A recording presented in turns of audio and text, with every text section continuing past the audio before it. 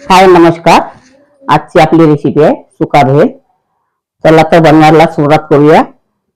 आपण मुरमुरे घेतलेले आहेत। आता इथे यामध्ये थोडा जिरा पावडर, जास्त नाही टाकायचा कारण आपण भेळ बनवून राहिलेला आहे। थोडा धने पावडर,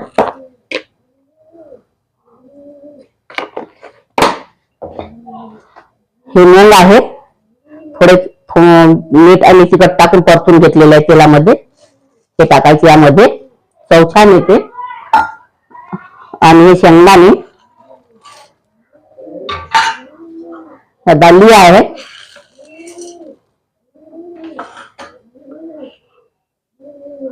आणि थोड्या मिरच्या, कांदा आणि सांबार,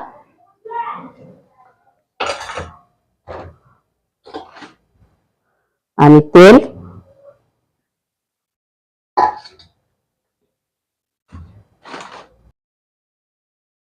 हळदी पावडर। त्याला आता मिक्स करून घ्यायचं।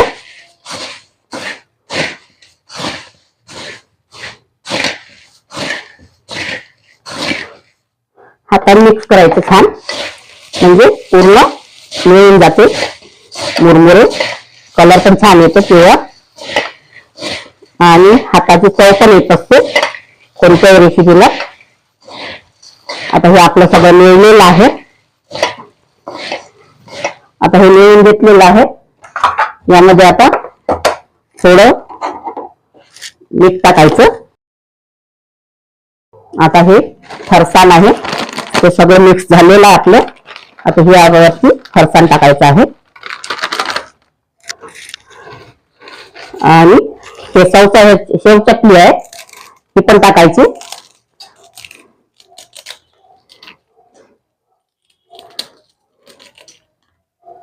याला आता पुन्हा एक वेळा छान असं मिक्स करून घ्यायचं आहे।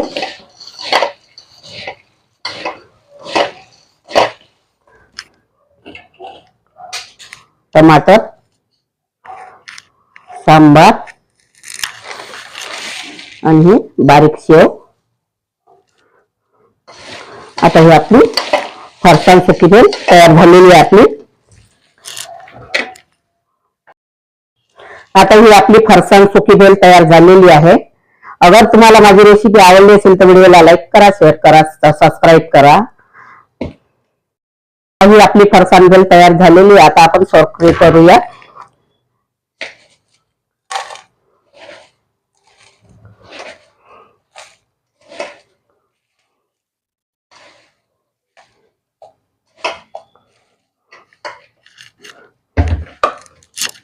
आता यावरती कांदा,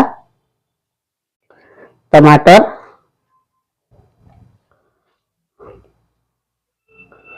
सांबार, आणि बारीक शेव,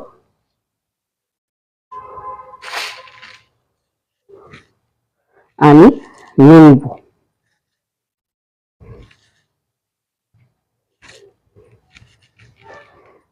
थोडा असा वरून छान लिंबू पिळून घ्यायचा, खायला एकदम टेस्टी सुंदर।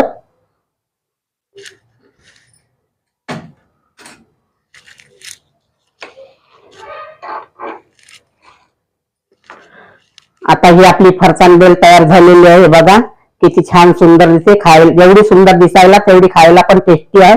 अशी ही रेसिपी तुम्ही एक वेळा करून बघा आणि खाऊन बघा।